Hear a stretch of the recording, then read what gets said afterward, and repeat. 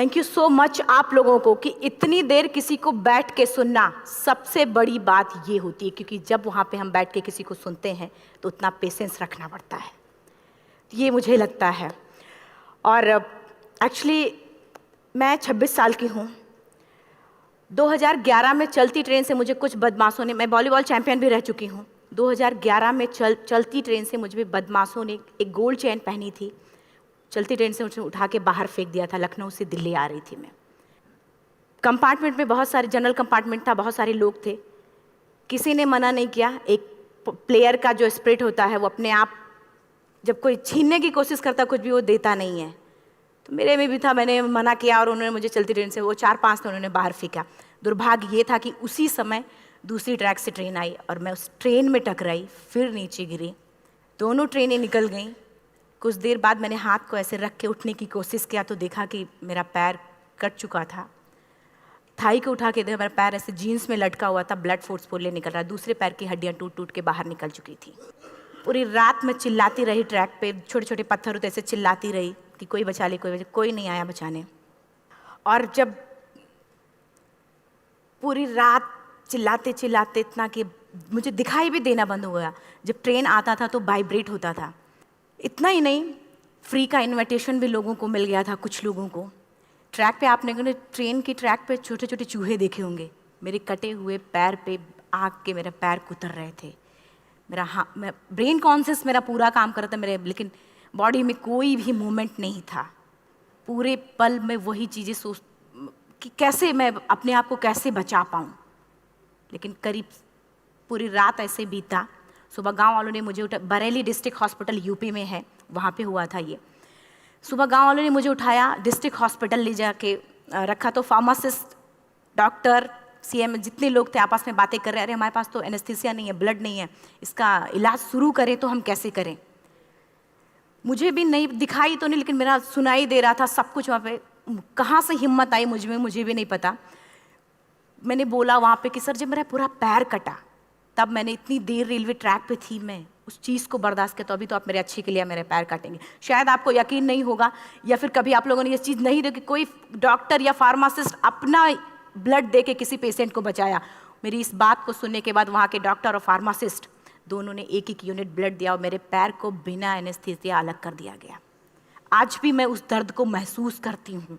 जब भी मैं जब बोलती हूँ तब मैं वो चीज़ें महसूस करती हूँ। उसके बाद जब बात मीडिया में आई, लोगों को पता चला कि रिमा नेशनल प्लेयर है, KGMC king George medical college Lucknow में एडमिट करा, लखनऊ से फिर sport minister, AIIMS trauma centre Delhi. तब तक सब ठीक ठाक चल रहा था, प्लेयर होने की वजह से अच्छा ट्रीटमेंट मिलना शुरू हुआ। करीब 4 महीने मैं एम्स में रही। एम्स में रहने के बाद जब मैं थोड़ा ठीक हुई, करीब 25 दिन बाद जब ठीक हुई, न्यूज़पेपर में गोल गोल लिख के आ रहे कि अरुणिमा के पास टिकट नहीं था, अरुणिमा ट्रेन से कूद गई। उसका खंडन किया घर वालों ने, फिर बोला कि अरुणिमा सुसाइड करने गई थी।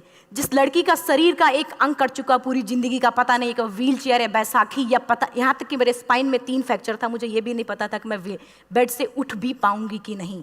अंदाजा लगाया जा सकता, सिर्फ अंदाजा लगाया जा सकता है कि उसकी दिलो दिमाग पे क्या चल रहा होगा, उस परिवार की क्या स्थिति रही होगी जब जिस परिवार की एक यंग एज लड़की का इस तरीके का सिचुएशन हुआ हो। फिर भी कहते हैं कि जहाँ चाह होती वहाँ राह मिली जाती है। एम्स के हॉस्पिटल के बेड पे मैंने डिसाइड किया, क्योंकि अपनी बातें हम चिल्ला चिल्ला के करें, वो सिस्टम की इतनी हाई लेवल की बातें हो रही थी कि हम एक मध्यम वर्गीय फैमिली से थे, हम अपनी बातें चिल्ला चिल्ला के कह रहे थे, लेकिन कोई नहीं सुन रहा था। लेकिन कहते हैं मैंने अपने दिल, दिमाग, अंतरात्मा से ये चीज़ सोच लिया कि ठीक है, आज आपका दिन है, जितना चाहो बोल लो, एक दिन तो मेरा दिन आने वाला, मैं प्रूफ कर दूंगी कि मैं क्या हूँ, मैं क्या थी, ये मैं प्रूफ कर दूंगी। हॉस्पिटल के बेड पे डिसाइड किया वॉलीबॉल लाइफ का सबसे टफ गेम करना है, तब मैंने माउंटेनिंग चुना। जब मैंने माउंटेनिंग कहने और करने में बहुत फ़र्क होता है। जब मैंने माउंटेनिंग की बात सोची और लोगों के सामने, सबसे बड़ी चीज़ थी सही गाइडेंस में ट्रेनिंग लेना, दूसरा स्पॉन्सरशिप। इतना बड़ा एक साथ तो मैंने 40 से 50 लाख मैंने वाकई में कभी नहीं देखे थे पहले। मेरे लिए बहुत बड़ी चीज़ थी वो इकट्ठा कर पाना। जब मैंने लोगों के सामने रखा कि मैं माउंटेनिंग करना चाहती हूँ, एवरेस्ट के लिए मुझे ट्राई करना है, हर किसी ने मुझे बोला कि क्या है, पागल हो चुकी हो क्या, तुम्हारा दिमाग खराब हो चुका, तुम कभी नहीं कर सकती माउंटेनिंग। एक पैर आर्टिफिशियल है, दूसरे में रॉड है, और तुम्हारा दिमाग खराब है, स्पाइन में भी फ्रैक्चर है, तुम पागल होगे, चुपचाप कोई नौकरी करो, जीवन यापन करो। क्योंकि लोगों का सबसे बड़ा प्रॉब्लम ये होता, लोग फिजिकल देखते, पैरों को मेरी अंतरात्मा में क्या चल रहा था वो तो किसी को पता ही नहीं था। मुझे लगता है कि आज यहाँ पे मैं भी सुबह से देख रही हूँ, इतने अच्छी अच्छी चीज़ें मैंने सीखी यहाँ पे। बहुत बड़े बड़े स्पीकर को शायद आप लोगों ने भी सुना, आज मैं भी आपको यहाँ पे कि चाहे जितना मोटिवेट करूँ, चाहे जितना चीज़ें मैं बताऊँ, लेकिन मुझे लगता है सबसे बड़ा मोटिवेटर कौन होता, आप खुद। जिस दिन किसी भी लक्ष्य के प्रति आपकी अंतरात्मा जाग गई, आपको कोई नहीं रोक सकता उस लक्ष्य को पाने में। ये मैं किताब से बातें नहीं बोल रही हूँ, ये मैं एक एक पल मैंने मैं कोई भी किताब की बातें नहीं, एक एक पल आज जो मेरा 26 साल का एक्सपीरियंस है वो मैं बता रही हूँ सिर्फ आपको। उसके बाद किसी तरीके से मैनेज किया मैंने। भाई साहब, मेरा परिवार मेरा बैकबोन था। परिवार ने मुझे, भाई साहब ने मुझे कहा कि मैडम बछेंद्री पाल जिन्होंने 1984 में एवरेस्ट समिट किया, उनसे मिलते हैं, वो ज़रूर कुछ ना कुछ करेंगे। हॉस्पिटल से निकलने के बाद मेरे राइट लेग में स्टिचेस लगी थी। मैंने डायरेक्टली घर जाने की बजाय, जब लोग ये सोचते हैं कि मुझे अपना जीवन यापन कैसे करना है, जब लोग ये सोचते हैं कि मुझे अपनी ज़िंदगी के मेरे दिमाग में सिर्फ 2 चीज़ें चल रही थी, मुझे इनका जवाब कैसे देना है और एवरेस्ट समिट कैसे करना है। फर्स्ट तुरंत गए बछेंद्री मैम के पास। जब मिले, मैम ने फर्स्ट टाइम जब मुझे देखा तो उन्होंने कहा, अरुणिमा, उनकी आंखों में आंसू आ गए। उन्होंने बोला, अरुणिमा, तूने ऐसी हालात में एवरेस्ट जैसे दुरूह पहाड़ के बारे में सोचा तो तूने अपने अंदर तो एवरेस्ट फतह कर लिया, अब तो सिर्फ लोगों के लिए। मेरे परिवार को छोड़ के बाहर की पहली ऐसी महिला थी जिन्होंने मुझ पे भरोसा किया था कि हाँ अरुणिमा, तुम कर सकती हो। मेरे लिए वही बहुत बड़ी चीज़ थी। प्लानिंग भी कर ली, मैम भी मिल गई, सब हो गया। लेकिन जब उतरते हैं फील्ड में तब पता चलता कि हम क्या हैं। रोड हेड से मैं पहुंच गई। मैडम ने कहा कि ठीक है, तुम्हारे कहने, तुम्हारे सोचने से कुछ नहीं होगा अरुणिमा, प्रूफ करो कि कर सकती हो। मैंने कहा बस एक मौका चाहिए मुझे। वाकई में जब मैं माउंटेन में पहुंची, रोड हेड से बेस कैंप लोगों को 2 मिनट लगता था, मुझे 3-3 घंटे लगते थे, क्योंकि मेरे राइट लेग की हड्डियां भी नहीं जुड़ी थी। लेफ्ट मेरा आर्टिफिशियल लग चुका था, लेकिन स्टंप एकदम रेड, उसका मतलब घाव एकदम नए थे। मैं अगर पैर रखती थी तो मेरे पैर से जोर से अगर दबा देती थी तो पैर से मेरे ब्लड आने लगता था। सारे लोग नॉर्मल थे वहाँ पे। हर कोई ये बोलता कि एक पीक के लिए जाते थे तो हर कोई मुझे ये बोलता कि अरुणिमा, तुम धीरे धीरे आओ। मेरे दिमाग में हर बार यही बात चलती थी कि क्या है, मैंने एवरेस्ट का प्लान किया, मैं इनके बराबर भी नहीं चल पा रही हूँ। खुद से संकल्प लिया कि कोई बात नहीं, एक दिन ऐसा आएगा कि मैं इनसे पहले जाऊँगी। और आपको शायद यकीन ना हो, आने वाले 8 महीने बाद पूरा का पूरा वेट उठा के बेस कैंप से साथ निकलते और टॉप पे पहले पहुंचते। ऐसे करके देखते थे कि अरे ये लोग तो पीछे। खुशी होती थी। उससे भी ज़्यादा मुझे खुशी तब होना शुरू हुआ जब वो सारे लोग आके मुझसे ये पूछते, मैडम खाते क्या हो, बता दो, पैर नहीं है फिर भी कैसे चलते हो। उसके बाद पूरा मुझे स्पॉन्सरशिप मिला। मैं जब एवरेस्ट के लिए गई, मेरे लिए सबसे बड़ा, एवरेस्ट की जर्नी में मेरे सबसे बड़ा चैलेंज यही था कि दूसरे को समझा पाना। मैं नहीं समझा पाती कि भाई मैं कर सकती हूँ। जब मैं एवरेस्ट के लिए, शेरपा होता, शेरपा को जब ये बात पता चला कि मेरा प्रोस्थेटिक लेग है, आर्टिफिशियल लेग है, दूसरे में रॉड, बोला नहीं ले जा सकता, इसकी वजह से तो मेरी भी जान जाएगी। मैडम ने, हमने सबने कन्विंस किया किसी तरीके से। मन वाकई में जो टीवी में हम और उसमें फोटोज़ में देखते हैं, ब्लू और ग्रीन आइस, हिला देने वाला होता। जितना सुंदर दिखता उतना ही हिला देने वाला होता। जब मैं हमारे ग्रुप में 6 लोग थे, रॉकी एरिया तक मैं सबसे पहले थी, लेकिन जैसे ही मैं ग्रीन और ब्लू आइस में गई, मेरा आर्टिफिशियल लेग स्लिप कर जाता था। फ्रंट पॉइंटिंग से, जब मैं फ्रंट क्रैम्पोन से फ्रंट पॉइंटिंग मारती थी, लेफ्ट से पेन होता था तब भी करते, लेकिन आर्टिफिशियल जैसे फ्रंट पॉइंटिंग मूव हो जाता, मेरा पैर ही मूव हो जाता था। शेरपा मुझे बोला नहीं हो सकता अरुणिमा, ज़बरदस्ती मत करो। मैंने कहा कुछ नहीं, ये मेरा पैर है, मैं जानती हूँ कैसे चलेगा। फाइनली 1, 2 बार, 3 बार करने, 4 बार, 5 बार होल हो जाता था। आइस थोड़ा टूट के निकलता था तो मैं वहाँ पैर रख के जाती थी। कैंप 3 तक ठीक था, प्रॉपर एक्लेमेटाइज किया अपने आप। कैंप 3 तक जनरली गए। बात जब कैंप 3 के ऊपर की होती है, साउथ कोल समिट, अच्छे माउंटेनियर, अच्छे दिलेर के हौसले धरे के धरे तब रह जाते हैं जब अपनी आंखों के सामने किसी को मरता देखता है, और दिमाग में बात, जब जिसको डिसीजन मेकिंग, और जब दिमाग में बातें जब ये आने लगती हैं कि अरे जिस चीज़ के लिए हम जा रहे हैं उसी चीज़ के लिए आदमी मर रहा है, इसी चीज़ के लोग लिए मर चुके हैं। रात में क्लाइंबिंग, ज़्यादा से ज़्यादा माउंटेनिंग रात में की जाती है क्योंकि वेदर शांत होता है। जब मैं रात में निकली साउथ कोल से, कैंप 4 से, मेरी हेडलाइट जिधर ही हेडलाइट जा रही थी उधर ही डेड बॉडीज़ मुझे नज़र आ रही थी। मेरे रोंगटे खड़े हो रहे थे, मुझे समझ में नहीं आ रहा था कि मैं करूं तो क्या करूं। इतना ही नहीं, मैं जिस रोप में थी उसी रोप में जब मैं आगे जा रही हूँ और एक बांग्लादेशी, उनका हाथ हल्का हल्का ऐसे हिल रहा, मुंह से आवाज़ आ रही थी। मैं एक्सप्लेन नहीं कर सकती मुझे कितना डर लग रहा था। बार बार ये बार बार मन में आती, इसका ऑक्सीजन खत्म हुआ है, ये मर चुका है लास्ट सिचुएशन में, और हम कुछ नहीं कर पा रहे हैं, क्या करें। उसके बाद मैंने 10 से 15 मिनट सिर्फ मैं वहाँ खड़ी रही। मैंने सिर्फ इतना बोला कि अगर आप सभी में से सभी ने एवरेस्ट सबमिट कर लिया तब तो ठीक है, अगर नहीं सबमिट किया है मैं सबके लिए एवरेस्ट सबमिट करूँगी और जिंदा वापस जाऊँगी। क्योंकि जैसा हम सोचते हैं हमारी बॉडी उसी तरीके से जनरेट करना शुरू करती है। मैंने डेड बॉडी, क्योंकि जा ही नहीं सकते थे किनारे से, उसी रोप में वो एंकर है, डेड बॉडी को लांगी और लांग के जाना शुरू किया। हिलेरी स्टेप साउथ समिट के करीब जब मैं खुद पहुंची, मेरे शेरपा ने एक जोर से झटका मुझे दिया कि अरुणिमा वापस चलो, तुम्हारा ऑक्सीजन खत्म हो रहा है।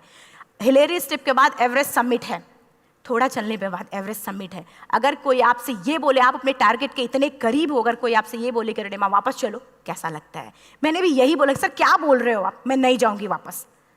बोला अरुणिमा जिंदगी रही, दोबारा ट्राई करना और एवरेस्ट समिट हो जाएगा दोबारा तुम्हारा। मैंने कहा नहीं, ये आप जिंदगी में गोल्ड चांस बार बार नहीं आते, लाइफ में कभी कभी आता है, ये आपके ऊपर आता, आप उसको पकड़ के रखते हो या फिर छोड़ देते हो। मैं अपना गोल्ड चांस कभी नहीं, क्योंकि मैं जानती थी मुझे स्पॉन्सरशिप बहुत मुश्किल से मिला, एक बार अगर मैं छोड़ देती दोबारा मुझे कभी नहीं मिलता। मैं बहुत अच्छी तरीके से जानती थी। मेरा फाइनली मुझे बछेंद्री मैम ने भी एक बार बात समझाई थी, मेरी माँ ने मुझे एक बात बताया था कि लाइफ में कभी कभी सिचुएशन ऐसी आती है जब सिर्फ आप अकेले होते हो, डिसीजन सिर्फ आपको लेना होता है। जहाँ पे भी होना, खड़े होकर हल्का सा पीछे मुड़कर देखना और ये सोचना कि आप एक एक कदम चल के यहाँ तक पहुँचे हो, सिर्फ अपना एक कदम आगे बढ़ाना, तुम देखना कुछ देर बाद तुम टॉप पे होगी। मेरे दिमाग में उनकी बातें वीडियो की तरह चल रही थी और सिर्फ एवरेस्ट का टॉप चल रहा था। मैंने शेरपा को पहले कन्विंस करने की कोशिश की कि भाई चल, कुछ नहीं होगा भाई चल। फाइनली जब वो नहीं माना, मैंने एक कदम आगे बढ़ाया, डिसीजन लिया कि नहीं जाना ही जाना है। आगे बढ़े, करीब 1 से 1.5 घंटे बाद मैं टॉप पे थी। और इतना ही नहीं, आज भी मैं जितनी बार बोलती हूँ उतनी बार मैं महसूस करती हूँ, मेरे रोंगटे खड़े हो जाते हैं, मेरा दोनों हाथ ऊपर करके जोर जोर चिल्लाने का मन कर रहा, कितनी जोर से चिल्लाऊं, इतनी जोर से चिल्लाऊं कि सबको बता दूं कि आज मैं टॉप ऑफ द वर्ल्ड पे हूं। उन लोगों को बता दूं जो लोग ये सोचते हैं, लड़की, दूसरे विकलांग, तीसरे मिडिल क्लास में, जो लोग एक बार हार के फिर दोबारा लड़ना नहीं चाहते, जो लोग हारने के बाद सोचते हैं कि हम दोबारा कुछ कर नहीं सकते, उन लोगों को मैं चिल्ला चिल्ला के टॉप से बताना चाहती थी कि नहीं, आप सब कुछ कर सकते हो, सिर्फ एक सोच की विकलांगता, हैंडीकैप आदमी यहाँ से होता है, यहाँ से नहीं। अगर यहाँ से जो आदमी विकलांग है तो नॉर्मल आदमी भी विकलांग है, जो अगर यहाँ से विकलांग है। चिल्ला चिल्ला के मैं बताना चाहती थी। मैंने शेरपा से कहा कि आप एक फ़ोटो खींच लो, क्योंकि सारे लोग फ़ोटो, अपना नेशनल फ्लैग का जो वैल्यू होती है ना, वो जब हम कहीं बाहर होते हैं तो पता चलता है। मुझे भी बहुत खुशी हो रही थी, फ्लैग को हग किया और बोला फ़ोटो खींचो। बोला पागल हो गई है, तेरा ऑक्सीजन कभी भी ख़त्म हो जाएगा, नीचे चल। नहीं, फ़ोटो खींच लो। फ़ोटो खींचा उसने। वो तो अगली बार इतना तेज गुस्सा हुआ, मैंने उसको बोला कि भाई वीडियो भी बना ले। 8848 की हाइट पे ऑक्सीजन खत्म हो रहा है, आज हम भी हंस रहे हैं आप लोगों के साथ क्योंकि यहाँ पूरा ऑक्सीजन है। और 8848 की हाइट पे जब मुझे शेरपा, कोई भी शेरपा को बोलेगा भाई वीडियो बना, तो परेशान हो जाएगा, पागल हो चुकी, कि तुम मर जाए, यहाँ मैं जा रहा हूँ नीचे। मैंने कहा नहीं, कुछ नहीं होगा, आप बनाओ वीडियो। किसी तरीके से मैं 4-5 पेयर बैटरी रख के लेके गई कि डिस्पोजल कैमरा, एक अलग कैमरा, कि मतलब एक नहीं काम करेगा तो दूसरा करेगा, प्रॉपर प्लानिंग से। शायद आप लोग भी सोचो कि वाकई में लड़की को इतना बड़ा रिस्क लेने की क्या जरूरत थी, कि जिंदगी कभी भी जा सकती थी इसकी। लेकिन मैंने वो रिस्क लिया क्यों? क्योंकि मैं चाहती थी, कहीं ना कहीं से मेरे भी दिमाग में ये बात आ चुका था कि मैं जिंदा वापस ना जाऊं। मैं चाहती थी कि अगर मैं जिंदा ना जाऊं तो ये वीडियो मेरे इंडिया शेरपा से मैंने यही बात बोली, ये वीडियो अगर मैं जिंदा नहीं जाती हूँ, ये वीडियो मेरे इंडिया पहुँचा देना, मेरे यूथ तक चला जाएगा। क्योंकि मैं चाहती थी कि 11 अप्रैल 2011 को मेरा एक्सीडेंट हुआ, 21 मई 2013 10:55 पे मैं टॉप ऑफ द वर्ल्ड पे थी। ऑलमोस्ट 1 से 2 साल के अंदर कैसे यहाँ से मैंने ये चीज़, मैंने कभी भी कामयाब होने के, मेरी वो जिंदगी बन चुकी थी, मेरा जुनून बन चुका था, मेरा पैशन मेरा जिद बन चुका था। वो मेरा सोते उठते बैठते सिर्फ मुझे एवरेस्ट दिखाई जाए। और मुझे लगता है किसी को भी अगर अपना लक्ष्य पाना है, यहाँ से अगर वो पागलपन जब तक नहीं आएगा तब तक नहीं होगा। वो फाइनली उसने वीडियो बनाया। आप बोल रहे फटाफट रोनिमा नीचे भागो। जब मैं टॉप पे थी तो कुछ लोग और भी थे, लेकिन 10:55 पे मैंने एवरेस्ट समिट, 11 बजे के बाद अगर कोई अटैम्प्ट करने की कोशिश करता है उसको सुसाइड अटैम्प्ट बोलते हैं। जैसे ही मैं नीचे चलना शुरू की, मैंने कहा भाई हाँ चल नीचे चलते हैं। ज़्यादा से ज़्यादा मौतें नीचे आते वक्त होती हैं एवरेस्ट पे। जब मैं नीचे आ रही हूँ, थोड़ा दूर ही मैं नीचे चली थी, मेरा ऑक्सीजन पूरी तरीके से ख़त्म। सिर्फ अंदाज़ा लगा सकता कि जब ऑक्सीजन ख़त्म हुआ क्या परिस्थिति रही होगी। मैं ऐसे नीचे गिर गई और शेरपा मुझे बोला कि रोनिमा मुझे यकीन नहीं था कि तू एवरेस्ट सबमिट कर पाएगी, लेकिन फिर भी तूने किया। मैं चाहता हूँ कि रोनिमा जिंदा चल, तू वापस उठ, खड़ी हो। मुझे खड़ा करने की वो कोशिश कर रहा था बार बार, मैं खड़ी नहीं हो पा रही थी, वाकई में दम ही नहीं था। लेकिन फिर भी कहते हैं कि जैसे हमारे नियम होते हैं वैसे ऊपर वाले के भी नियम हैं। उसकी लिस्ट में जब मेरा नाम नहीं है तो वो मुझे नहीं ले जा सकता। अगर दूसरी चीज़, मेरा कॉन्सेप्ट एकदम क्लियर हो चुका था। जब रेलवे ट्रैक पे मैं थी, रेलवे ट्रैक पे 7 घंटे में पड़ी थी, 49 ट्रेन अप डाउन हुई थी, तो मेरा कॉन्सेप्ट एकदम क्लियर हो चुका था। इसका मतलब है कि ऊपर वाले ने अगर मुझे कुछ बचाया है तो कुछ ना कुछ इतिहास रचने के लिए बचाया है। मैंने पॉजिटिव तरीके से सोचा। और उसी समय एक ब्रिटिश क्लाइंबर नीचे से ऊपर आ रहा था और उसके पास 2 ऑक्सीजन, तो उसने एक को वहीं फेंका और दूसरे को लेके नीचे जाना शुरू किया क्योंकि वेदर ख़राब था। मेरा शेरपा मुझे एंकर किया और जाने लगा नीचे, और वो फटाफट उसको लेके आए, मुझे लगाया। उसने बोला रोनिमा तू बहुत लकी है कि तुझे यहाँ पे ऑक्सीजन मिला है। वाकई में ऊपर वाला भी चाहता है कि तू जिंदा रहे। वो मुझे बार बार लकी लकी बोल रहा था। शायद आप लोग में से भी कोई होगा कि जो लक और भाग्य जैसी चीज़ों पे यकीन करता हो, या पता नहीं भी।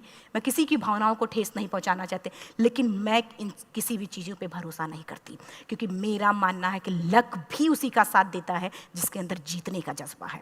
अगर आपके अंदर जीतने का जज्बा नहीं है, चारों तरफ सिर्फ बहाने होते हैं, सिर्फ बहाने, इतना सारा एक्सक्यूज़ होता है। शायद मैं भी अगर वापस आ गई होती तो मैं बोल देती मेरा ऑक्सीजन खत्म है, कोई मुझसे पूछने ना बछेंद्री मन, ना मेरा परिवार, कोई भी मुझे पूछने नहीं आता। लेकिन क्या कभी मैं अपने आप को समझा पाती? कभी नहीं।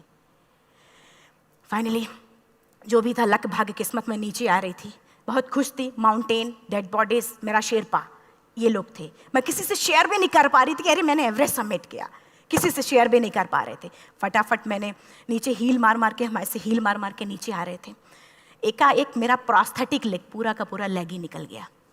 -60 डिग्री तक टेम्परेचर डाउन हो जाता है एवरेस्ट पे। मेरा हाथ वगैरह ये सब ऐसे मूवमेंट, ऐसे मुड़ नहीं रहा था, ब्लड निकलने लगा था, ये सब यहाँ था। मुझे शेरपा से मैं बोल रही हूँ कि ऑलरेडी मेरा पैर कटा हुआ है, अगर दिमाग में ये बात है कि मेरा हाथ भी काटना पड़ेगा, कैसा लगेगा मेरा दिमाग। क्योंकि ये ऐसा मूवमेंट, रेड 3 स्टेज होती हैं। रेड मेरा हो चुका था, रेड, ब्लैक, ब्लू, ब्लैक हो तो काटना पड़ेगा। तो बार बार मैं बोल रही हूँ शेरपा से कि भाई हाथ मेरा कुछ हो रहा है, इसमें मूवमेंट नहीं हो रहा है, यहाँ सबसे ब्लड हो रहा है। बोला रोनिमा कुछ नहीं, जितना नीचे जाएंगे उतना अच्छा होगा। प्रोस्थेटिक लेग मेरा निकल चुका है, मैं रुकी हूँ, मेरा ऑक्सीजन चल रहा, बड़े मुश्किल से लक भाग्य किस्मत जो भी था मुझे मिला था। शेरपा मेरे आगे है, लास्ट मोमेंट तक वो मुझे बोलेगा, अगर वो मैं नहीं चलती वो मुझे छोड़ के चला जाए। गलती उसकी भी नहीं होती, क्योंकि वो क्या करे, क्लाइंबर की वजह से या तो अपनी जान वो भी दी, गलती उसकी भी नहीं है। लास्ट में मेरी आंखों से आंसू निकलने लगा। मैंने सोचा क्या करूँ अब, रोने अपने आप आंसू ने कहीं ना कहीं से आ ही जाता है। दूसरे पल मुझे समझ में आ गया कि रोने धोने से कुछ नहीं होगा। मैंने आंसू को पोंछा और रोप, जो मेरी रोप थी, रोप को पकड़ा, दूसरे हाथ से आर्टिफिशियल लेग को, पैर को घसीट के चलना शुरू हो गया, क्योंकि मेरे पास यही था। ये तो दूसरा था, गिव अप कर दो ही चीज़ थी। पैर को घसीट चलना शुरू हुआ। कुछ दूर नीचे चलने के आने के बाद रॉक था, उसमें घुसे, पैर को खोला, सही किया, फिर नीचे चलना। Camp 4 to summit to camp 4 3500 feet है, और इसमें टोटल जनरली लोग 16 से 17 घंटे में सबमिट कर लेते हैं। मुझे टोटल 28 घंटे लगे थे। हर माउंटेनियर, चाहे बाहर का या फिर इंडिया का, हर किसी ने ये मान लिया था कि अरुणिमा जिंदा वापस नहीं आएंगी। हर किसी ने ये चीज़ मान लिया था। लेकिन मुझे लगता, जब मैं वापस साउथ पोल पहुंची, जब मैं टेंट का जिप खोला, मैंने हर किसी ने कहा कि अरे तू यहाँ है, हम तो सब सोच लिए थे तू चली गई। हर किसी ने ये बोला था। फिर सब खुशी मना रहे थे हम सब। देखिए, ये सब बताने का मेरा सिर्फ एक मकसद था कि सब कुछ हम में है, हम जैसा चाहें वैसा कर सकते हैं। ऑलरेडी टाइम हो चुका है। मैं एक चार लाइन की पंक्ति सिर्फ बोलूँगी। मैं एक्चुअली, मेरा एम है कि मैं वर्ल्ड के जो कॉन्टिनेंट हैं, कॉन्टिनेंट के हाईएस्ट पीक समिट करूं। एशिया का एवरेस्ट हो चुका है, अफ्रीका किलिमंजारो हो चुका है, यूरोप का एल्ब्रूस हो चुका है। 23 नवंबर को मैं जा रही हूँ ऑस्ट्रेलिया हाईएस्ट पीक के लिए। बस आप लोगों की गुड विशेस चाहिए। और 4 लाइन, अभी तो इस बाज की असली उड़ान बाकी है, अभी तो इस बाज की असली उड़ान बाकी है, अभी तो इस परिंदे का इम्तहान बाकी है, अभी अभी मैंने लांघा है समुद्रों को, अभी तो पूरा आसमान बाकी है। Thank you so much. Thank you.